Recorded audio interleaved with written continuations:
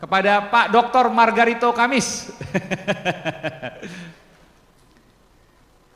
Pertanyaan saya sama Pak, nanti saya akan ke ahli hukum pidana. Sekarang saya bicara soal hukum tata negara dulu, adakah kemudian yang bisa disampaikan di sini? Ada korupsi nggak sih Formula E? Ya? Kita mesti cek utuh datanya. Cek dulu? Ya, harus dicek utuh. Oke, tapi kalau bicara secara keseluruhan sekarang sih sepintas agak susah mengkonstruksi ada korupsi. Sepintas gimana? Sepintas sulit Sulit? korupsi. Kenapa sulit? Karena data yang tersaji sekarang ini ya. Sejauh yang disajikan oleh KPK sejauh ini sulit kita mengkualifisir peristiwa ini sebagai peristiwa pidana apalagi korupsi. Oke, saya punya data nih. Misalnya ya, tidak dianggarkan di RPJMD ya. Lalu kemudian ada indikasi katanya gampang deh, kalau itu Asian Games itu korupsi semua itu. Gimana? Asian Games itu korupsi semua. Aset? Asian Games. Oh, Asian Games korupsi semua. Apa beda? Memang ada di RPJM. Asian Games itu ada di RPJM. Ada nggak? RPJMN? Tidak ada. Tidak ada. Nah terus kalau itu dipakai dasar persis yang dikatakan oleh salah satu profesor itu, mati itu orang-orang itu. Itu tidak indikasi bahwa tidak ada perencanaan. Nggak bisa. Terus begini, kamu mau curi kok tanya ke Menteri Dalam Negeri? Kamu mau curi kok bicara di DPR? Kan ketolol itu orang tuh. Kenapa dokter? Kenapa dokter? Kenapa dokter? Ya kan, okay. Mau curi nih, mau curi nih. Masa curi bilang sama DPR, bos, gua mau curi nih. Anda bikin dong, masukin dalam APBD perubahan. Bos, aku mau curi nih, tolong dong kasih rekomendasi bisa nggak nih Menteri Dalam Negeri. Baru Menteri Dalam Negeri, boleh bos. Masa mau curi begitu? Ya benar aja deh. Jadi enggak deh kalau pakai itu sebagai dasar. Tapi nggak berhenti di situ aja, Pak Margarito Kamis. Kalau kualifisir peristiwa ini sebagai peristiwa pidana hanya dengan itu sebagai preferensinya, jujur tidak masuk akal. Siap. Oke. Ini barusan aja kan kita dengar ada beberapa pendapat dari Pak Oce Kaligis ya, yang di penjara. Betul masih penjara betul ya, Pak Oce Kaligis? Hah? Saya mesti cek lagi tapi udah keluar ya, udah keluar. Baik, udah keluar. Kemudian menuliskan surat beberapa terkait dengan Formula E ya, yang dikatakan ini ada beberapa hal. Nah, ini saya mau tanyakan. Satu tadi tidak ada di RPJMD. Nanti kita bicara soal apa yang disampaikan oleh Pak Oce Kaligis. Yang kedua, terjadi praktek ngijon. Sudah diputuskan sebelum DPRD setujui APBD perubahan 2019. Jadi pertama tidak ada RPJMD. Bayar di muka. Dibayar di muka. Jadi sudah ada, betul, sudah diputuskan sebelum DPRD menyetujui APBD P.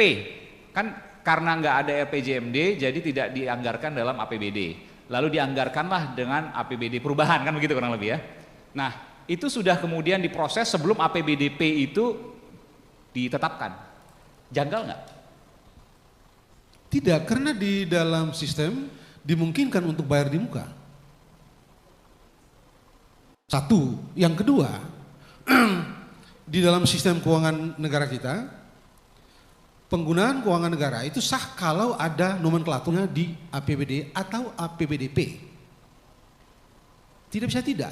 Kalau tidak ada di APBD dan atau tidak ada di APBDP, mati. Kalau ada di APBD dan APBDP, ya maka clear. Nah di APBDP sama dengan proses APBD biasa, APBD rutin itu ada KUA PPAS, dibicarakan dulu polisinya gitu, PPAS-nya, perkiraan plafon anggaran sementara juga dibicarakan, disetujui semua dulu, baru bisa dibicarakan seterusnya.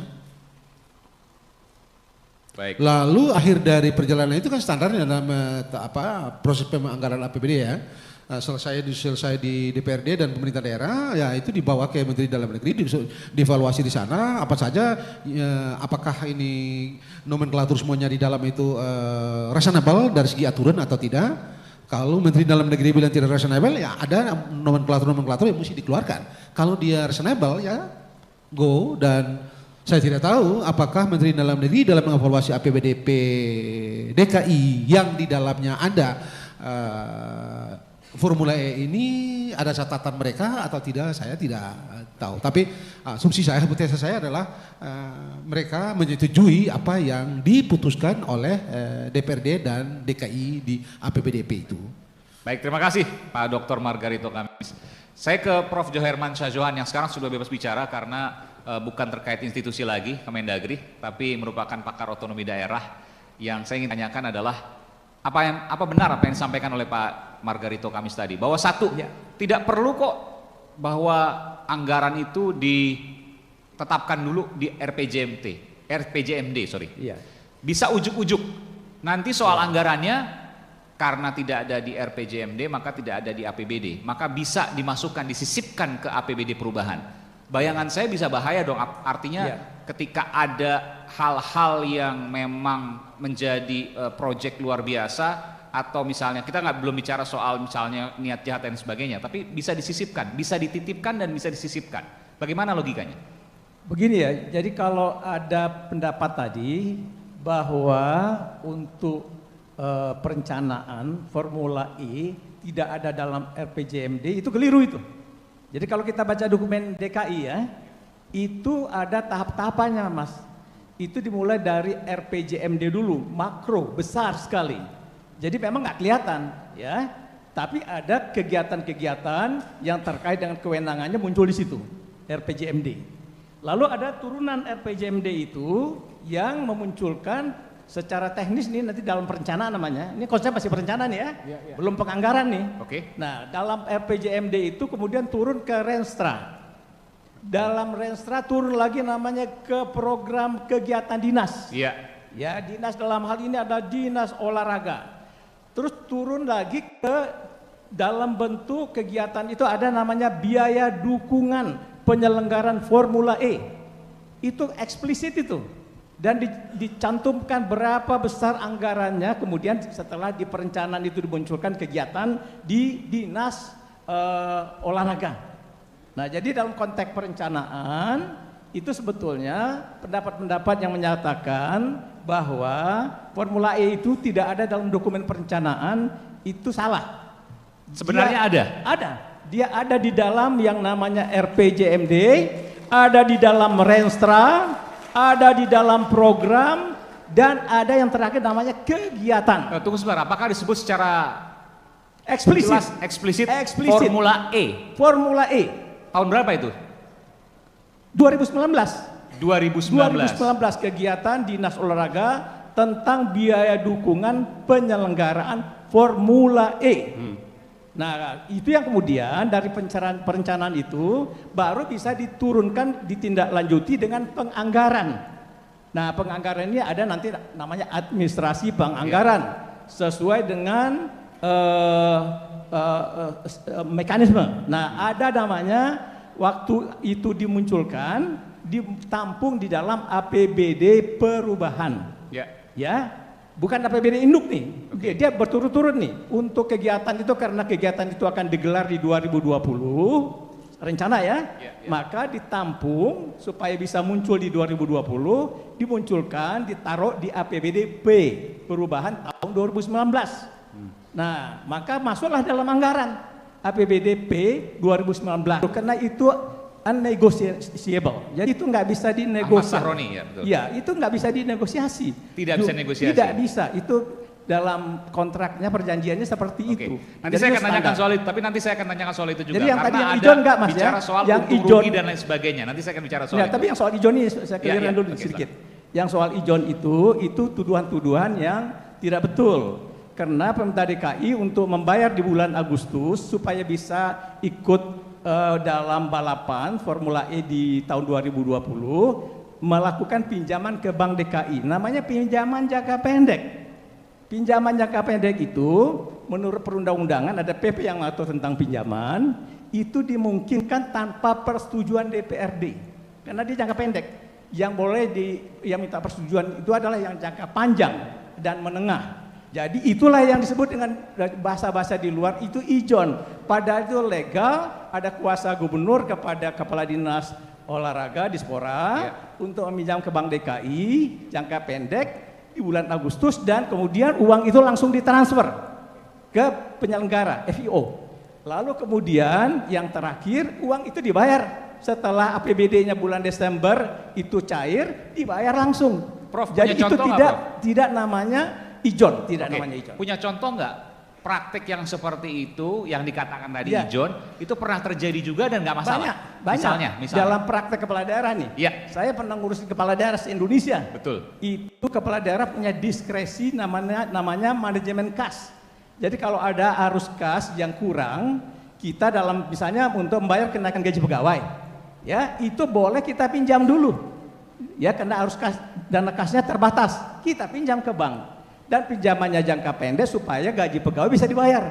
Dan itu dijalankan di mana-mana, bukan hanya itu bayar telepon, bayar internet, kadang-kadang nggak cukup uang kas yang tersedia, itu dilakukan Mas Aiman. Jadi itu uang praktek. keluar dulu sebelum diketok palu gitu? Yang mana? Yang tadi misalnya? Itu kan pinjaman. Pinjaman. Dan itu pinjaman, ya. Pinjaman bisa dari mana aja? Mau dari Boleh dari BUMD dan lain bank, sebagainya? ya, dari bank ya kan ini kan Bank DKI ini dipinjam uangnya, ya. Kalau ketok palunya sudah terjadi ketok palu dan pada waktu proses Agustus itu sudah sedang evaluasi di DPRD di Kemdagri. Nanti Pak Hamdani bisa jelaskan ya. Sudah di Kemdagri itu posisi Kemdagri begitu sepakat APBDP antara gubernur dengan DPRD kirim ke Dagri untuk melakukan evaluasi. Oke, APBDP ya. Nah, evaluasinya itu belum turun. Tapi di APBDP itu sudah ada nih posnya. Evaluasi turun, kemudian penetapan bulan September, uangnya itu tadi sudah ada 360M itu sudah ada. Dan kemudian kita pinjam dulu di bulan Agustus ya supaya bisa bayar initial fee. Diskresi itu ya? Itu termasuk harus kas karena uangnya harus dibayar duluan, sudah ada plottingnya di dalam APBDP, maka kemudian dipinjam dulu. Kalau enggak kita enggak dapat di bulan di tahun 2020. Itu praktek yang biasa namanya pinjaman jangka pendek. Asal dibayar di tahun itu juga, kan dibayar juga di tahun itu. Dan itu umum dilakukan oleh para kepala daerah? Itu dia, misalnya karena tadi ada daerah mana mungkin bisa disebutkan? Banyak di Indonesia praktek tambahan gaji pegawai itu memakai dana boleh nggak sebut misalnya daerah mana tahun berapa itu? Ya bisa saja ada beberapa provinsi kabupaten kota ya. Misalnya Jawa Tengah, Jawa Timur, provinsi besar ya. Ada perintah membayarkan kenaikan gaji. Ya. Nah, tambahan kenaikan gaji itu kan nggak punya arus kas kita. Lalu dipinjam uang. Tahun berapa berarti itu? Ya, zaman saya itu ada 2010 sampai 2014 itu berkali-kali saya melihat hal-hal itu. Waktu saya jadi PJ Gubernur Riau pun 2013-2014 saya juga pernah melakukan praktek seperti itu pada akhir tahun. Nah, contohnya ya dalam soal arus kas yang terbatas. Jadi itu bukan hal yang mengada-ada, bukan juga talangan, itu standar normal. Namanya diskresi yang dilakukan oleh kepala daerah. Asal ada posnya di APBD perubahan. Kalau nggak ada itu berbahaya. Asal ada pos ada anggarannya untuk biaya itu, kegiatan itu di APBD perubahan. Oke. Nah, ini kan ada uangnya. Nah, gitu loh Mas. Oke. Saya ke Pak Hamdani. Pak Hamdani, apa yang disampaikan oleh Prof. Johar Mansyah meskipun seniornya nih, tapi kan Pak Hamdani juga independen juga karena guru pengajar di Andalas ya, betul, yang juga merupakan staf khusus dari Kemendagri. Saya tanya. Saya luruskan dulu. Saya itu berakhir sebagai staf ahli Menteri itu berakhir itu adalah akhir Februari 2022. Oke. Jadi sejak 1 Maret saya beralih kepada dosen di keuangan daerah di sana, juga di akuntansi sektor publik di sana. Oke, nggak apa-apa Pak, karena kan penganggaran dari. Jadi saya sampaikan formulanya juga pada tahun saya tersebut pada posisi pernah ada 4 tahun di Direktur Anggaran Daerah. Jadi saya sampaikan tadi agak terganggu dengan kata-kata Ijon. Pertama saya jelaskan. Pak, sebelum itu Pak, saya mau tanya dulu. Pada waktu itu pasti kan udah rame-rame tuh Pak di Kemendagri. Saya yakin Bapak juga mendengar soal itu. Bahwa ada Formula E, pro kontra dan sebagainya. Karena itu kan udah lama bertahun-tahun. Awal akan digelar di Monas, akhirnya kemudian Februari diputuskan baru Februari saya ingat betul itu, diputuskan di Ancol, ya soal anggaran dan sebagainya. Waktu itu di internal Kemendagri, karena Bapak tahu di sana masih Februari masih di sana, sempat rame nggak Pak? Sempat terjadi perdebatan nggak Pak? Saya tidak mau masuk ke wilayah seperti itu. Jadi itu dulu yang pertama. Karena posisi saya sudah berada di luar ini. Saya di sini. Artinya tidak betul lagi loh Pak, ada membawa- perdebatan. Kenapa Pak Saya nggak menyampaikan sekarang tidak secara mau lugas membawa tuh? lagi Kementerian Negeri. Saya Iya. murni akademisi, satu. Jadi yang saya perlu jawab Pak. Pertama kaitan dengan bagaimana ini pembayaran itu dilakukan sebelum anggarannya ada, ketok palu. Jadi kalau kita melihat, saya pernah direktur anggaran daerah ya. Itu tahun 2015 itu. APBD DKI pada waktu Bapak Basuki BTP, Pak BTP, itu anggaran 2015 itu nggak kelar tuh. Dibahas dengan DPRD nggak setuju. Kita fasilitasi, malam presiden ikut memfasilitasi nggak kelar. Akhirnya nggak sampai jadi perda dia. Jadi sudah terlambat 4 bulan, ditetapkan dengan peraturan gubernur. Jadi dengan peraturan gubernur jadinya ditetapkan tadi. Itu dalam sejarah DKI itu pertama kali APBD ditetapkan dengan peraturan gubernur. Jadi yang perlu kita tanyakan itu Januari, Februari, Maret, April pengeluaran untuk kartu pintar, kartu sehat, jaminan sosial berkaitan dengan apa itu pakai apa dia? Uang itu belum ada dokumen anggarannya lagi tuh. Saya 4 tahun direktur anggaran daerah, itu ada namanya keperluan-keperluan seperti itu dapat dilakukan manakala dia diletakkan sebagai keperluan mendesak. Apa dimasukkan keperluan mendesak tadi? Ini kalau nggak dilaksanakan ataupun kalau nggak sana itu hilang dia, nggak jadi dilaksanakan. Jadi kerugian bagi pemerintah daerah.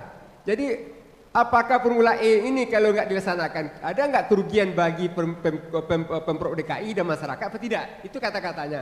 Kalau dia ada kerugian, kalau dia jadi batal ataupun gagal nggak dilaksanakan, maka dia masuk kategori keperluan mendesak. Jadi dalam aturan kita membenarkan itu. Jadi membenarkan. Nah, sekarang pertanyaannya, ada nggak proses anggarannya? Ini semuanya kita bicara bahwa ada DPR anggota per anggota ya, personal mengatakan ini nggak setuju. Tetapi yang menyatakan setuju itu yang legalitasnya ada di 3. Pertama komisi oke, komisi E itu oke. Kemudian badan anggarannya DPRD oke ya, paripurna oke. Jadi dia teranggarkan dari APBD legalnya tadi legalistik itu. Jadi dia perencanaannya di mana? Ada di dalam kaitan dengan apakah dia sudah rensranya sudah, renjanya SKPD itu. Rensra itu penjabaran daripada RPJMD. Tersiratnya di dalam RPJMD, tersuratnya di dalam rensra. Itu penjabaran daripada RPJMD. Jadi semuanya baik dalam proses perencanaan mau penganggaran clear semua tadi itu. Jadi kalau di luar ada bicara ada DPR nggak setuju tadi dikatakan ini kan persoalannya kan Pak Gubernur DKI itu kan tidak dalam artian kan dukungan legislatif nggak tinggi. Tapi nggak tinggi bukti yang terjadi itu adalah itu disetujui oleh komisi, disetujui oleh badan anggaran DPRD, disetujui oleh paripurna itu di mana? Kemana dia? Jadi nggak ada istilah pengijon menurut Bapak? Nggak ada istilah pengijon. Itu pengertian tadi kalau dia dibayar sama dengan kayak DKI 2015 itu pada zaman Pak BTP itu namanya pergub itu baru akhir April baru ditetapkan pergubnya tadi. Ada lagi prosesnya tadi. Jadi efektifnya yang legal itu anggarannya Mei. Tetapi kita membenarkan itu dilakukan pengeluaran-pengeluaran yang sebelum ada perdanya, sebelum ada pergubnya. Karena kita meletakkan tadi bahwa ada keperluan-keperluan mendesak, yang perlu yang menyangkut masalah pelayanan publik, masalah kebutuhan dasar yang perlu dibelanjakan walaupun dokumen anggarannya belum ditetapkan. Baik, ini saya menyampaikan apa yang disampaikan oleh beberapa anggota DPRD ya. Saya sebut misal dari fraksi PD Perjuangan misalnya mengatakan bahwa saya nggak ada di sini ya. Bahwa dana ditransfer setelah DPRD menyepakati APBNP 2019, betul. Tetapi sebelum APBNP tersebut diperdakan. Apakah ini boleh dilakukan? Boleh. Jadi belum perda, boleh. Sudah dilakukan. Itu yang disebut orang jangan-jangan ini bagian dari mengijon. Jangan-jangan ini. Saya mengatakan tadi boleh. Kenapa bolehnya tadi? Kan dikatakan tadi ada sesuatu hal yang belum jadi perdanya. Ya. Tetapi setelah dipertimbangkan itu adalah keperluan yang mendesak. Kalau itu tidak di uang mukanya, itu gak dibayar kepada itu, buyar dia nggak jadi dia dilaksanakan. Pertanyaan tadi gini, kalau Prof. Johar Mansajon mengatakan tadi misalnya untuk gaji pegawai dan sebagainya, itu bisa dikatakan keperluan mendesak. Ya. Tapi untuk Formula E, apakah bisa dikatakan keperluan mendesak? Itu kan kategorinya tadi ada bahwa ada aktivitas yang berpotensi memajukan perekonomian daerah. yang berpotensi meningkatkan gairah ekonomi daerah. Oke. Itu mendesak dalam kita gitu. Jadi tidak hanya dalam kebutuhan kerja pegawai atau keperluan kesehatan, pendidikan yang berkaitan dengan bahwa itu ada keuntungan bagi geliat ekonomi daerah tadi, itu perlu mendesak yang kita perlu stimulus-stimulus yang perlu dilakukan. Jadi prinsipnya adalah kalau kita katakan tadi, segala sesuatunya tadi yang kalau pengeluaran dapat dilakukan sebelum dokumen anggarannya itu jadi atau ditetapkan, disetujui tadi, itu dapat dilakukan kalau ada peraturan pemerintah nomor 12 tahun 2019 itu clear semua tadi itu. Itu di legal. Ya kemudian satu lagi yang kita katakan, dokumen itu bermasuk tadi. Jadi dalam artiannya enaknya tadi kalau apa tadi, DPRD ini berada di hulu dan hilir. Disetujui di hulu, ini kan disetujui di hulu tuh. Formula E itu disetujui DPRD DKI itu di hulu. Di hilirnya disetujui lagi tuh, di pertanggungjawabannya. Diterima juga pertanggungjawabannya. Dua perda yang mendengar DPRD. Pertama perda APBD-nya sendiri, kemudian perda pertanggungjawaban itu. Jadi kita bicara DPR itu di panggungnya atau di belakang panggung. Kalau bicara di panggungnya, kita bicara komisi, Badan Anggaran DPRD sama paripurna, itu yang panggung. Kalau di belakang panggung itu beda lagi, ada itu udah lain tuh, itu udah aspek politiknya lagi tuh. Kita melihat begitu Pak Mas Iman. Jadi kita masih bisa berdebat di sini soal kebutuhan mendesak atau tidak, begitu ya? Kalau Bapak katakan ini sebagai kebutuhan mendesak atau tidak, nanti kita akan bahas soal itu Pak. Tapi saya ingin ke Pak Sumardio dulu. Pak Sumardio, saya melihat Anda tadi mengangguk-angguk terus. Apa yang kemudian Anda ingin sampaikan dari kesetujuan Anda atau mungkin ketidaksetujuan Anda? Saya nggak tahu nih, makanya saya berikan kesempatan. Soal APBNP tadi yang belum diperdakan tapi uangnya sudah keluar, soal kebutuhan mendesak Formula E, kalau tadi dicontohkan misalnya untuk pegawai, gaji pegawai dan lain sebagainya, belanja pegawai lah. Apakah kemudian itu bisa dianalogikan Formula E juga sepenting itu dan lain sebagainya? Silakan. Terima kasih Pak Iman. Terima kasih hadirin. Jadi begini Pak Mas Iman, apa yang disampaikan kedua birokrat tadi berdasarkan dokumen yang sudah saya baca 6 bulan. Siang malam saya baca.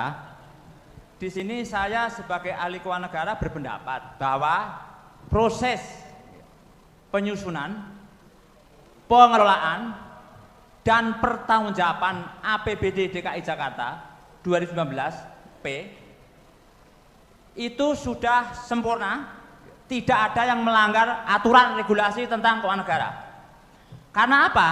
Di situ BPK RI sebagai state auditor itu telah memberikan 2 LHP. Yang satu LHP tentang pemeriksaan pengendalian intern. Kedua tentang LHP tentang laporan keuangan pemerintah daerah. Di situ BPK tidak mendisclose, tidak mengungkapkan ya. BPK DKI ini Pak ya? BPK itu satu. Oh ini BPK Pusat? BPK itu satu, yang lainnya itu adalah kepanjangan. Tapi kan ini laporan dari BPK DKI. Bapak BPK mengatakan, itu hanya satu konstitusi. Iya betul, Ya. tapi kan begini saya mau tanya Pak, itu kan yang disampaikan oleh BPK DKI. Tapi sekarang faktanya adalah BPK Pusat, saya belum pusat ya, itu kemudian hendak mengaudit lagi Formula E. Apa yang Bapak bisa sampaikan dulu, situ? saya terangkan. Dari hasil pemeriksaan BPK, itu sudah menyatakan bahwa di situ menurut Undang-Undang Nomor 15 2004 Pasal 4 angka 4 itu di situ BPK tidak menyatakan perlu dilakukan pemeriksaan dengan tujuan tertentu. Ya, berarti tidak ada kerugian warga negara. Karena apa? BPK sudah mendisclose di situ tidak perlu PDTT. Artinya apa? Laporan ini sudah sesuai dengan Undang-Undang Keuangan Negara, di mana BPK sebagai state auditor, siapapun tidak boleh intervensi. Dan apabila BPK ingin melakukan audit kembali, tidak mungkin BPK melakukan audit dengan objek yang sama. Itu keliru, fatal. Itu melanggar konstitusi itu. Berarti kalau BPK Pusat tidak bisa. BPK Pusat mau mengaudit lagi nggak bisa, konstitusi. karena BPK ya hanya BPK, itu hanya perwakilan tadinya karena kepanjangan tangan saja. Walaupun yang pertama kali yang menyampaikan itulah BPK DKI, tidak bisa pasti itu kemudian satu lembaga, Bapak mengatakan satu lembaga dengan BPK. Artinya kalau subjeknya sama, objek pemeriksaannya, objek pemeriksaannya sama, soal Formula E dan sebagainya, pasti hasilnya juga akan sama. Sama. Dan tidak boleh yang sudah lakukan audit juga kembali. Itu konstitusi itu. Kalau mau mengaudit itu berarti Undang-Undang BPK nomor 15 2005 harus diamandemen. Baru boleh audit. Ada Ya. klausul yang menyatakan bahwa untuk objek yang sama tidak boleh diaudit dua kali. Di dalam ilmu tentang auditor, yang di situ dalam konstitusi kita itu bahwa tidak boleh seorang auditor mengaudit 2 kali dengan objek yang sama. Walaupun di situ ada permintaan. Iya, iya, iya. Kalau BPK akan audit berarti harus ada di amandemen dalam undang-undang BPK itu. Baru bisa. Artinya saya mau mengatakan sini Pak, kalau seandainya memang ada pemeriksaan lagi, ada udang di balik bakwan dong. Udang Saya balik. sebagai ahli keuangan negara tidak akan bicara ke sana, tapi dengan konstitusi yang saya ikutin ini, bahwa BPK itu ada 2 undang-undang Mas. Satu Undang-Undang Nomor 15 2004 tentang pemeriksaan pengelolaan dan tata kelola negara. Satu lagi Undang-Undang 15 2006 tentang BPK. Pasal 10 itu BPK akan tentang kerugian negara. Kalau ada, ini tidak ada. Kenapa? Di dalam audit kinerja sudah menyatakan formula itu berjalan lancar.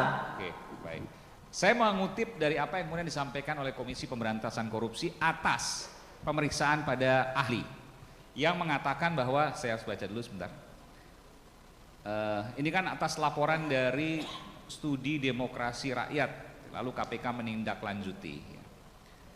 Dikatakan bahwa ahli yang dipanggil KPK ada mens rea atau niat jahat atau criminal intention dalam kasus Formula E. Apa yang bisa disampaikan dari situ? Di mana niat jahatnya kalau seandainya sang ahli dari yang diperiksa oleh KPK atau dimintai keterangan oleh KPK menyatakan bahwa ada niat jahat, mens rea dari situ. Bapak melihat di mana? Saya ini bukan ahli hukum. Bukan ahli hukum. Jadi bukan tetapi begini Mas Saiman. Dari sisi keuangannya aja Pak. Jadi Bapak kan menurut paham ilmu keuangan negara,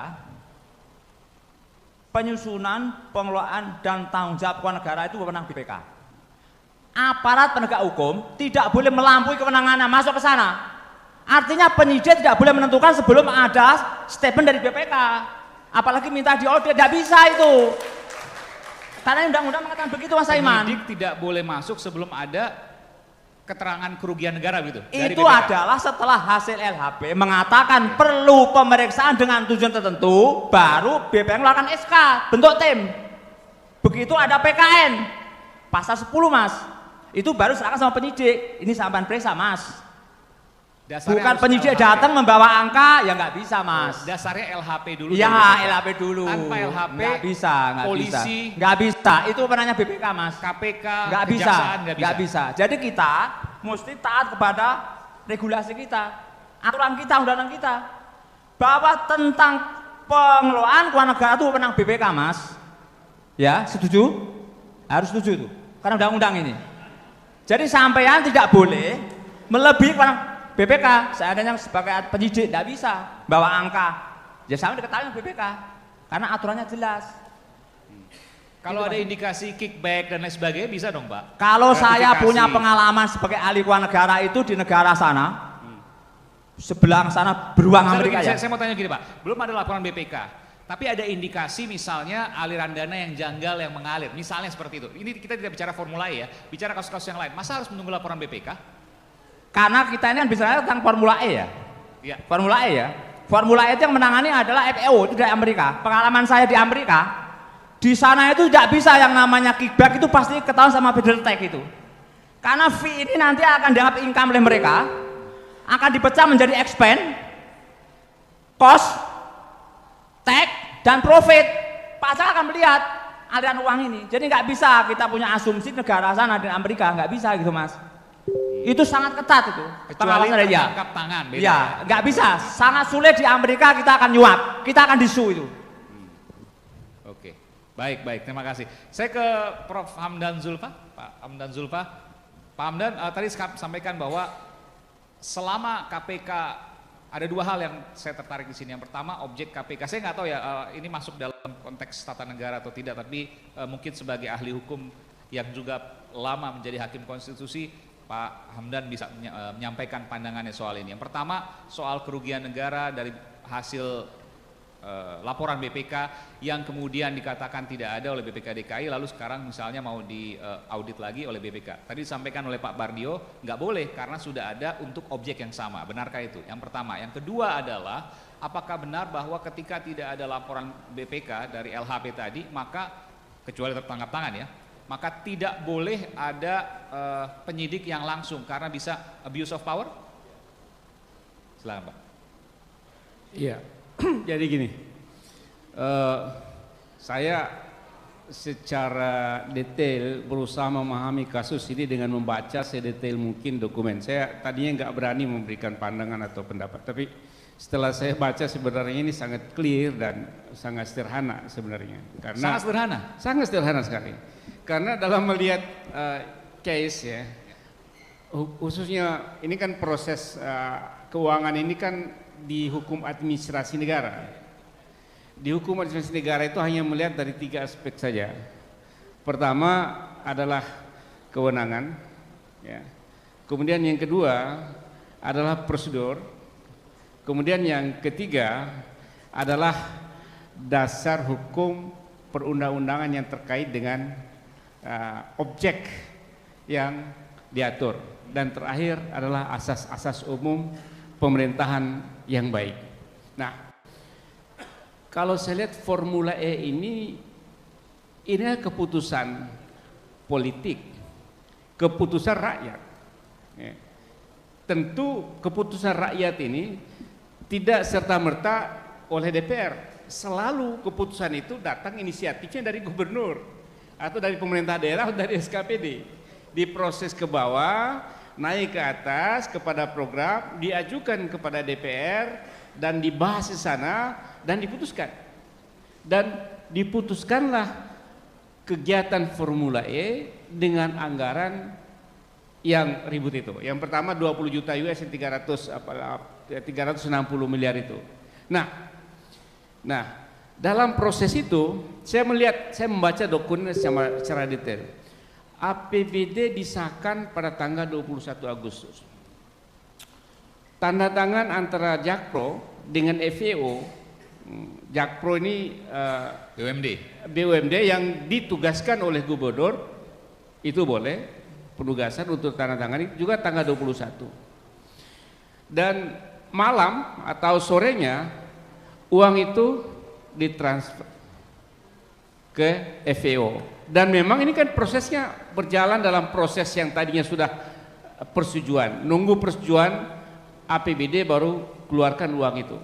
Jadi segala proses ini tidak ada yang salah. Memang kan hari ini disahkan tidak mungkin langsung ada uang, karena itu dipinjamlah sementara dari bank. Itu perdebatan. Kalau untuk kepentingan mendesak, gaji pegawai, belanja pegawai nggak ada masalah. Tapi Formula E banyak menganggap ini bukan mendesak. Bagaimana Bapak menjawab itu? Itu kan tadi saya katakan itu prosesnya sudah berjalan.